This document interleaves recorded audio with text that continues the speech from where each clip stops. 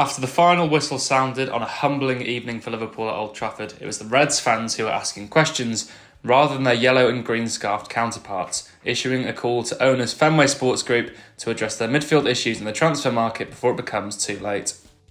With fans frustrated by the makeshift trio of James Milner, Jordan Henderson and Harvey Elliott, that is clearly not a viable solution for the Reds in the centre of the pitch if their injury issues persist, particularly if they have any title ambition left. Familiar calls arrived, with FSG's perceived lack of transfer spend and desire for keeping their net spend a low focus. The deficiencies that existed in midfield prior to the game due to injuries and the fact that United were parading around a new acquisition all added to the melting pot. Over the last 10 years, the net spend at Manchester United on transfers stands at £1.4 billion, compared to Liverpool's £1 billion, and only 3 times have Liverpool spent more than Manchester United on players in a season over the same period. Liverpool are a financially well-run club, one of the best of the elite group in European football. The problem that they have in terms of their success in recent years is that they are now competing with Manchester City and not Manchester United for the top honours.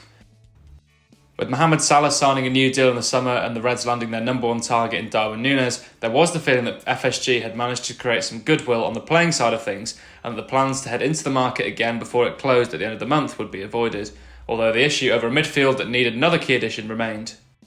But the slow start, injuries, Wolverhampton Wanderers' move for reported target Matheus Nunes, and the spending of other clubs in crisis such as Manchester United on Casemiro and even Nottingham Forest's open wallet policy has meant that the focus is back once more on FSG, who are feeling similar heat over their recruitment policy and perceived lack of investment both at Liverpool and a struggling Boston Red Sox baseball team. The signing of Casemiro by Manchester United in a £60 million deal from Real Madrid has also been a source of some ire from the Reds fans ahead of the two teams meeting at Old Trafford on Monday evening.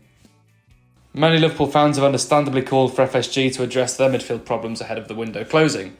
The performance against United and limited options mean that the call will reach its crescendo next week when the window gets set to close. The notion of next summer is something that has been known to rankle. Luis Diaz was going to be a summer signing until Tottenham Hotspur forced them into action to make their play in January, and if Núñez was really the man they wanted, they should have expedited their business to move in a similar fashion when Wolves came calling. They didn't, suggesting they're stuck on someone else. Whether that is Borussia Dortmund's Jude Bellingham or another target also remains to be seen. To some, a low net spend is something that isn't necessarily a bad thing, while others believe it to be indicative of how well a football club is run. Many football fans don't want to watch the game through the eyes of the accountants applauding strong balance sheets and brand value growth. They want the best players, they want to win trophies, and when you're a club with a storied history of winning that Liverpool does, that is amplified. Klopp would surely love to have someone like Bellingham in the building now. If FSG sanctioned a £120 million move, would he protest it being too much? Definitely not. The juggling act comes into play when considering whether now is the time to strike with it, and given how the season before last panned out when they didn't act during a defensive crisis that almost cost them Champions League football, it would be another risky move.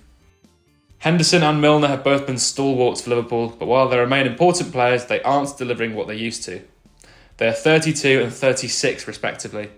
Thiago also is a marvellous footballer, world class, and when he plays well, the rest of the team seem to hum along to his tune. But he has missed 47 games through injury since his 2020 summer arrival from Bayern Munich, meaning that he has been available for just 60% of the time. That leaves a gap of real quality that needs filling. Keita, while superb when on song, has been inconsistent during his spell, with question marks now raised over his own future, while Alex Oxlade-Chamberlain has operated on the fringes for some time. One of the key considerations will be that when Liverpool have a fully fit midfield, they cannot allow for hundreds of thousands of pounds in wages to be sitting on the stands each week if they make another addition.